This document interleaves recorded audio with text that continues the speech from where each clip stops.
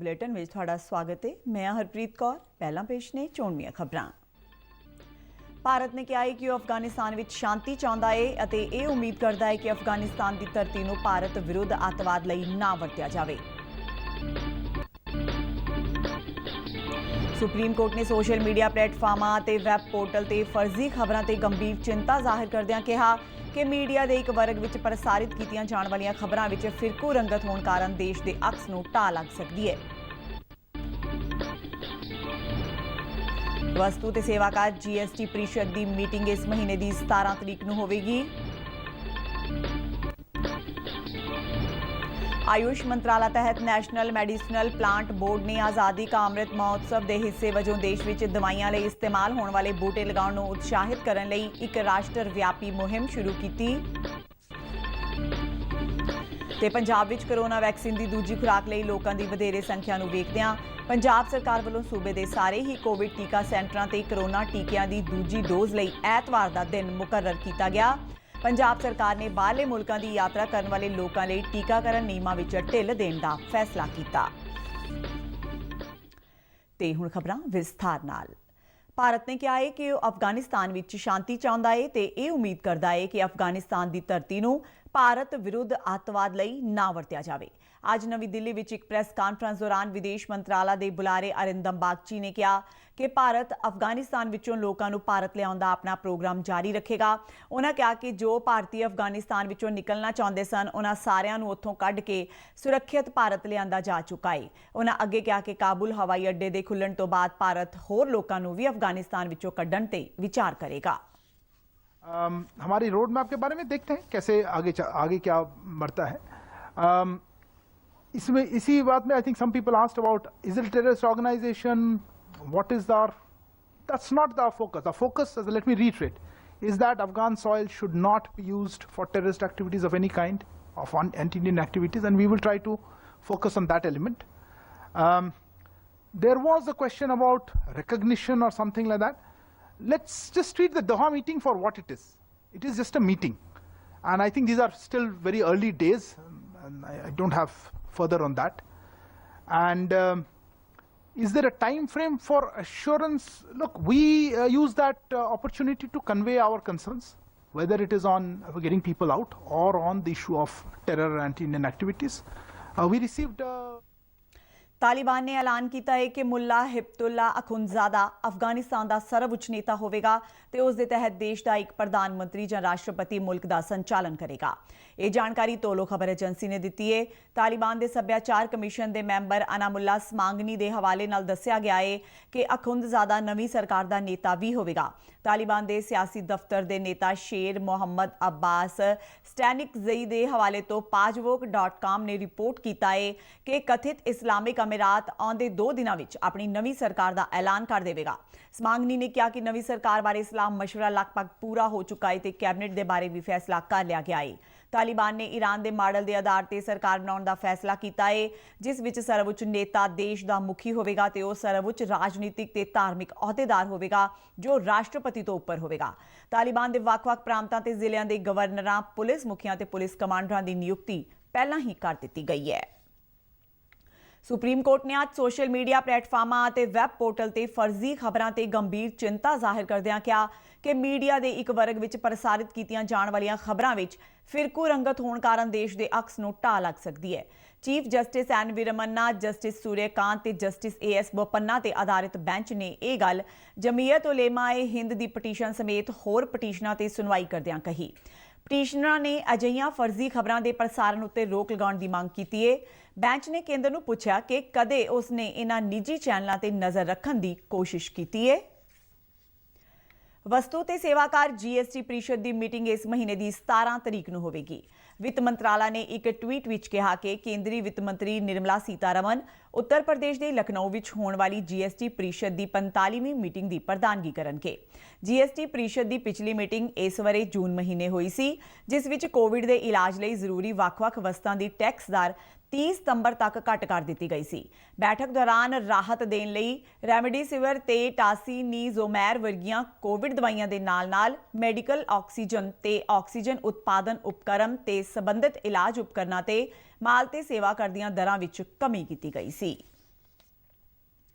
ਪ੍ਰਧਾਨ-ਮੰਤਰੀ ਨਰਿੰਦਰ ਮੋਦੀ ਨੇ ਭਾਜਪਾ ਦੇ ਸਾਬਕਾ ਰਾਜ ਸਭਾ ਮੈਂਬਰ ਤੇ ਉੱਘੇ ਪੱਤਰਕਾਰ ਚੰਦਨ ਮਿੱਤਰਾ ਦੇ ਅਕਾਲ ਚਲਾਣੇ ਤੇ ਦੁੱਖ ਪ੍ਰਗਟ ਕੀਤਾ ਹੈ। ਆਪਣੇ ਟਵੀਟ ਵਿੱਚ ਉਹਨਾਂ ਕਿਹਾ ਕਿ ਚੰਦਨ ਮਿੱਤਰਾ ਨੂੰ ਉਹਨਾਂ ਦੀ ਗਹਿਰੀ ਸਮਝ ਤੇ ਬੌਧਿਕ ਸਮਰੱਥਾ ਲਈ ਹਮੇਸ਼ਾ ਯਾਦ ਕੀਤਾ ਜਾਵੇਗਾ। ਨਰਿੰਦਰ ਮੋਦੀ ਨੇ ਅੱਗੇ ਕਿਹਾ ਕਿ ਚੰਦਨ ਮਿੱਤਰਾ ਨੇ ਮੀਡੀਆ ਤੇ ਸਿਆਸਤ ਦੀ ਦੁਨੀਆ ਵਿੱਚ ਵੱਖਰੀ ਥਾਂ ਬਣਾਈ। ਪ੍ਰਧਾਨ-ਮੰਤਰੀ ਨੇ ਚੰਦਨ ਮਿੱਤਰਾ ਦੇ ਪਰਿਵਾਰ ਤੇ ਉਹਨਾਂ ਦੇ ਪ੍ਰਸ਼ੰਸਕਾਂ ਨਾਲ ਦੁੱਖ ਸਾਂਝਾ ਕੀਤਾ। ਪੰਜਾਬ ਦੇ ਮੁੱਖ ਮੰਤਰੀ ਕੈਪਟਨ ਅਮਰਿੰਦਰ ਸਿੰਘ ਨੇ ਵੀ ਚੰਦਨ ਮਿੱਤਰਾ ਦੀ ਮੌਤ ਤੇ ਦੁੱਖ ਜ਼ਾਹਿਰ ਕਰਦਿਆਂ ਉਹਨਾਂ ਨਾਲ ਆਪਣੀ ਪੁਰਾਣੀ ਸਾਂਝ ਯਾਦ ਕੀਤੀ। ਮੁੱਖ ਮੰਤਰੀ ਨੇ ਇਸ ਕਦੇ ਨਾ ਪੂਰਾ ਹੋਣ ਵਾਲੇ ਘਾਟੇ ਨੂੰ ਬਰਦਾਸ਼ਤ ਕਰਨ ਲਈ ਪਰਮਾਤਮਾ ਨੂੰ ਬਲ ਬਖਸ਼ਣ ਤੇ ਵਿਛੜੀ ਆਤਮਾ ਨੂੰ ਸ਼ਾਂਤੀ ਦੀ ਅਰਦਾਸ ਕੀਤੀ।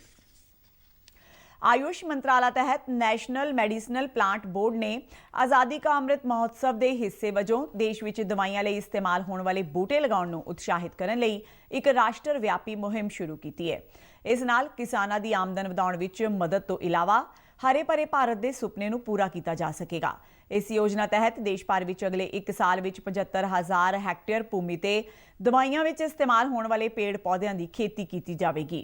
ਇਹ ਮੁਹਿੰਮ ਉੱਤਰ ਪ੍ਰਦੇਸ਼ ਵਿੱਚ ਸਹਾਰਨਪੁਰ ਤੇ ਮਹਾਰਾਸ਼ਟਰ ਵਿੱਚ ਪੁਣੇ ਤੋਂ ਸ਼ੁਰੂ ਕੀਤੀ ਗਈ ਹੈ। ਆਯੁਸ਼ ਮੰਤਰਾਲਾ ਵੱਲੋਂ ਆਜ਼ਾਦੀ ਕਾ ਅੰਮ੍ਰਿਤ ਮਹੋਤਸਵ ਤਹਿਤ ਪ੍ਰੋਗਰਾਮਾਂ ਦੀ ਕੜੀ ਵਿੱਚ ਇਹ ਦੂਜਾ ਪ੍ਰੋਗਰਾਮ ਹੈ। ਇਸ ਪ੍ਰੋਗਰਾਮ ਤਹਿਤ ਪੁਣੇ ਵਿੱਚ ਕਿਸਾਨਾਂ ਨੂੰ ਦਵਾਈਆਂ ਵਿੱਚ ਇਸਤੇਮਾਲ ਹੋਣ ਵਾਲੇ ਬੂਟੇ ਵੰਡੇ ਗਏ। ਜੋ ਕਿਸਾਨ ਪਹਿਲਾਂ ਹੀ ਇਹਨਾਂ ਦੀ ਖੇਤੀ ਕਰ ਰਹੇ ਨੇ ਉਹਨਾਂ ਨੂੰ ਸਨਮਾਨਿਤ ਕੀਤਾ ਗਿਆ। ਇਸੇ ਤਰ੍ਹਾਂ ਉੱਤਰ ਪ੍ਰਦੇਸ਼ ਦੇ ਸਹਾਰਨਪੁਰ ਵਿੱਚ ਵੀ ਕਿਸਾਨਾਂ ਨੂੰ ਮੁਫਤ ਬੂਟੇ ਵੰਡੇ ਗਏ ਤੇ ਉੱਤਰ ਪ੍ਰਦੇਸ਼ ਦੇ ਆਯੁਸ਼ ਰਾਜ ਮੰਤਰੀ ਧਰਮ ਸਿੰਘ ਸੈਣੀ ਨੇ ਜੜੀਆਂ ਬੂਟੀਆਂ ਦੀ ਖੇਤੀ ਕਰਨ ਵਾਲੇ ਕਿਸਾਨਾਂ ਨੂੰ ਸਨਮਾਨਿਤ ਕੀਤਾ।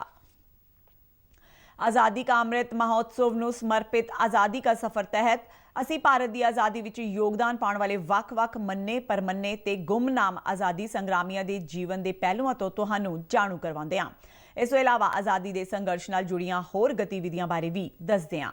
ਅੱਜ ਦੇ ਦਿਨ 1946 ਵਿੱਚ ਭਾਰਤ ਦੀ ਨਵੀਂ ਸੰਵਿਧਾਨ ਸਭਾ ਰਾਹੀਂ ਅੰਤਰਿਮ ਭਾਰਤ ਸਰਕਾਰ ਦਾ ਗਠਨ ਹੋਇਆ ਸੀ। ਅੱਜ ਦੀ ਇਸ ਕੜੀ ਵਿੱਚ ਅਸੀਂ ਇਸ ਬਾਰੇ ਚਰਚਾ ਕਰਾਂਗੇ ਤੇ ਨਾਲ ਹੀ ਮਹਾਨ ਕ੍ਰਾਂਤੀਕਾਰੀ ਵੀਰੇਂਦਰ ਨਾਥ ਚਟੋਪਾਧਿਆਏ ਦੀ ਵੀ ਗੱਲ ਕਰਾਂਗੇ। ਪੇਸ਼ ਹੈ ਇੱਕ ਰਿਪੋਰਟ।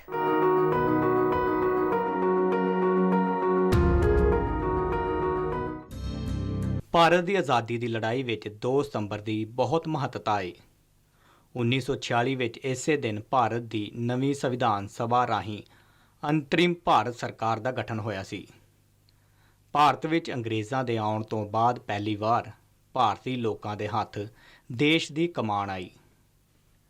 ਅੰਗਰੇਜ਼ਾਂ ਤੋਂ ਸੱਤਾ ਤਬਦੀਲੀ ਦੀ ਜ਼ਿੰਮੇਵਾਰੀ ਇਸੇ ਸਰਕਾਰ ਨੇ ਹੀ ਨਿਭਾਉਣੀ ਸੀ। ਬੁਨਿਆਦੀ ਤੌਰ ਤੇ ਸਰਕਾਰ ਦਾ ਪ੍ਰਮੁੱਖ ਅੰਗਰੇਜ਼ ਵਾਇਸਰਾਏ ਹੀ ਸੀ, ਪਰ ਬਾਅਦ ਵਿੱਚ ਉਸ ਨੂੰ ਮੰਤਰੀ ਪ੍ਰੀਸ਼ਦ ਵਿੱਚ ਬਦਲ ਦਿੱਤਾ ਗਿਆ। ਮੰਤਰੀ ਪ੍ਰੀਸ਼ਦ ਦੇ ਮੀਤ ਪ੍ਰਧਾਨ ਹੋਣ ਦੇ ਨਾਤੇ ਜਵਾਹਰ ਲਾਲ ਨਹਿਰੂ ਅੰਤਰਿਮ ਸਰਕਾਰ ਦੇ ਪ੍ਰਧਾਨ ਮੰਤਰੀ ਬਣੇ। ਵੱਲਭ ਭਾਈ ਪਟੇਲ ਕੋਲ ਗ੍ਰਹਿ ਮੰਤਰਾਲਾ ਅਤੇ ਸੂਚਨਾ ਤੇ ਪ੍ਰਸਾਰਣ ਮੰਤਰਾਲਾ ਦੀ ਜ਼ਿੰਮੇਵਾਰੀ ਸੀ।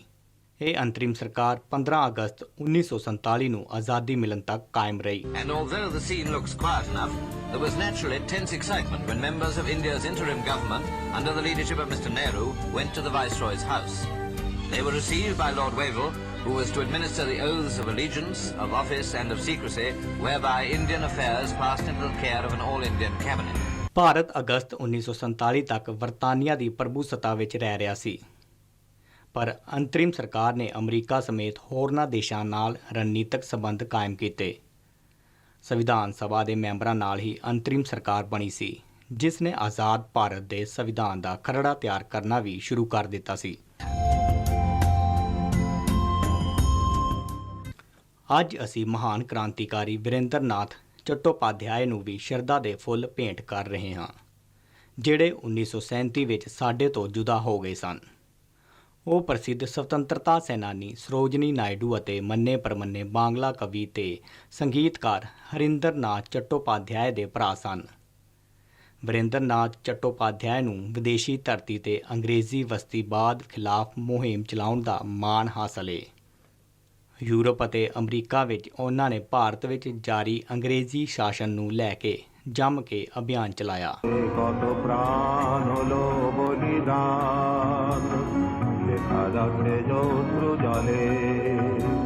ਮਦਰਾਸ ਅਤੇ ਫਿਰ ਕਲਕੱਤਾ ਵਿੱਚ ਪੜ੍ਹਾਈ ਤੋਂ ਬਾਅਦ ਵੀਰੇਂਦਰ ਨਾਥ 1902 ਵਿੱਚ ਆਕਸਫੋਰਡ ਯੂਨੀਵਰਸਿਟੀ ਚਲੇ ਗਏ ਅਤੇ ਉੱਥੇ ਉਹ ਇੰਡੀਆ ਹਾਊਸ ਵਿੱਚ ਚੱਲਣ ਵਾਲੀਆਂ ਗਤੀਵਿਧੀਆਂ ਦੇ ਸੰਪਰਕ ਵਿੱਚ ਆ ਕੇ ਅੰਦੋਲਨਕਾਰੀ ਬਣ ਗਏ।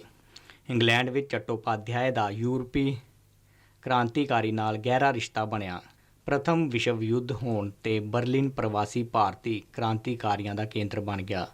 ਇਸ ਦੌਰਾਨ ਵਰਿੰਦਰ ਨਾਥ ਸਤੰਬਰ 1914 ਵਿੱਚ ਬਰਲਿਨ ਵਿੱਚ ਸਥਾਪਿਤ ਇੰਡੀਆ ਇੰਡੀਪੈਂਡੈਂਸ ਕਮੇਟੀ ਦਾ ਪ੍ਰਮੁੱਖ ਚਿਹਰਾ ਬਣ ਗਏ। ਇਸ ਕਮੇਟੀ ਨੇ ਭਾਰਤ ਦੇ ਬਾਹਰ ਅਤੇ ਭਾਰਤੀ ਫੌਜੀਆਂ ਵਿੱਚ ਜਾਗਰੂਕਤਾ ਮੁਹਿੰਮ ਚਲਾਈ ਅਤੇ ਫੌਜੀ ਕਾਰਵਾਈਆਂ ਲਈ ਸਿਖਲਾਈ ਦਾ ਕੰਮ ਕੀਤਾ। ਪ੍ਰਥਮ ਵਿਸ਼ਵ ਯੁੱਧ ਤੋਂ ਬਾਅਦ ਚੱਟੋਪਾਧਿਆਏ ਨੇ ਭਾਰਤ ਜਰਮਨ ਸੰਬੰਧਾਂ ਦੀ ਬਿਹਤਰੀ ਲਈ ਬਰਲਿਨ ਵਿੱਚ ਇੰਡੀਅਨ ਇਨਫੋਰਮੇਸ਼ਨ ਬਿਊਰੋ ਦੀ ਸਥਾਪਨਾ ਕੀਤੀ। ਉਹ ਸਾਮਰਾਜਵਾਦ ਵਿਰੋਧੀ ਲੀਗ ਨਾਲ ਵੀ ਜੁੜੇ ਰਹੇ। ਉਹਨਾਂ ਦੀ ਜ਼ਿੰਦਗੀ ਦੇ ਆਖਰੀ ਦਿਨ ਸੋਵੀਅਤ ਸੰਘ ਵਿੱਚ ਗੁਜ਼ਰੇ। ਸੋਵੀਅਤ ਸੰਘ ਵਿੱਚ ਉਸ ਵੇਲੇ ਦੀ ਸਟਾਲਿਨ ਦੀ ਸੱਤਾ ਨੇ ਉਹਨਾਂ ਨੂੰ ਜਾਸੂਸੀ ਦਾ ਦੋਸ਼ੀ ਠਹਿਰਾਇਆ ਅਤੇ 1937 ਵਿੱਚ ਉਹਨਾਂ ਨੂੰ ਗੋਲੀ ਮਾਰ ਦਿੱਤੀ। ਭਾਰਤ ਤੋਂ ਬਾਹਰ ਆਜ਼ਾਦੀ ਦਾ ਅਲਖ ਜਗਾਉਣ ਵਾਲੇ ਮਹਾਨ ਸ਼ਹੀਦ ਨੂੰ ਸ਼ਤ-ਸ਼ਤ ਨਮਨ।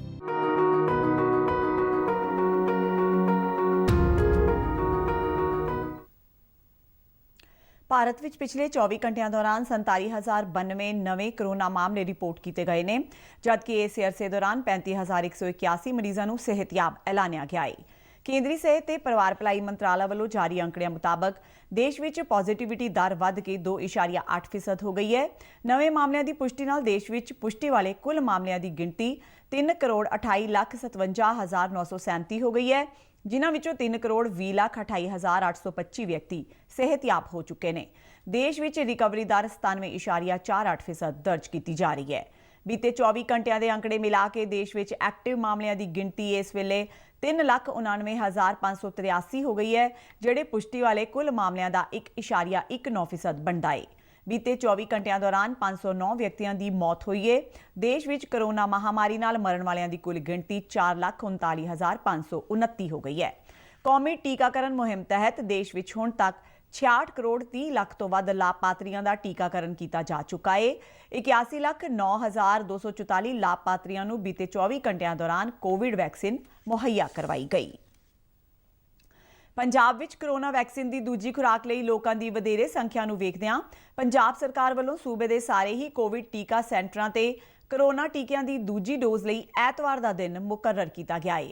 ਇਸ ਬਾਰੇ ਜਾਣਕਾਰੀ ਦਿੰਦਿਆਂ ਪੰਜਾਬ ਦੇ ਸਿਹਤ ਮੰਤਰੀ ਬਲਬੀਰ ਸਿੰਘ ਸਿੱਧੂ ਨੇ ਕਿਹਾ ਕਿ ਮੁੱਖ ਮੰਤਰੀ ਕੈਪਟਨ ਅਮਰਿੰਦਰ ਸਿੰਘ ਦੇ ਯਤਨਾਂ ਸਦਕਾ ਸੂਬੇ ਵਿੱਚ ਕਰੋਨਾ ਟੀਕਿਆਂ ਦੀ ਸਪਲਾਈ ਵਿੱਚ ਵਾਧਾ ਹੋਇਆ ਹੈ ਤੇ ਕੋਵਿਡ-19 ਟੀਕਾਕਰਨ ਦੀ ਕਵਰੇਜ ਤੇ ਕਰੋਨਾ ਟੀਕਿਆਂ ਦੀ ਦੂਜੀ ਖੁਰਾਕ ਦੇਣ ਸੰਬੰਧੀ ਗੰਭੀਰ ਸਥਿਤੀ ਦੇ ਮੱਦੇਨਜ਼ਰ ਇਹ ਫੈਸਲਾ ਲਿਆ ਗਿਆ ਹੈ।